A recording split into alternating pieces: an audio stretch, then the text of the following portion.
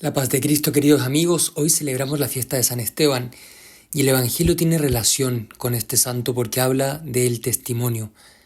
Mártir, que San Esteban fue el primer mártir, significa testigo. Aquí vemos cómo Jesús en su Evangelio nos dice que nos cuidemos de los hombres porque nos van a entregar a tribunales, nos van a azotar en sinagogas. A causa de mí, dice, serán llevados ante gobernadores y reyes para dar testimonio delante de ellos y de los paganos.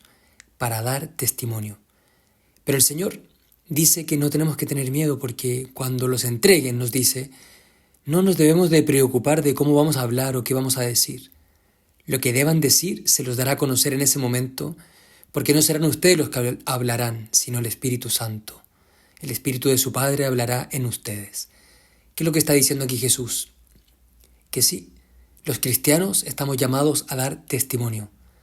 A dar testimonio no siempre con la sangre, como le pasó a San Esteban o a tantos mártires que siguen dando su sangre desde los inicios del cristianismo hasta nuestro siglo, el siglo XXI. El siglo XXI sigue siendo un siglo de persecución a los cristianos. Pero, como decía, no solamente el Señor habla de este martirio cruento, de derramar la sangre, sino también de el martirio, del testimonio del día a día, que es un martirio blanco, podríamos decir, o a veces hasta un martirio gris, en el sentido que tenemos que irnos esforzando cada día y el cansancio ronda, el desánimo, y como que pensamos que no tiene tanto sentido porque nadie nos hace caso, nadie se convierte. Pero ese martirio de esa vida que a veces se torna gris, pero que el cristiano nunca permite que se apague la esperanza y sigue dando testimonio a pesar de que parezca que por fuera nada cambia. Ese testimonio del día a día.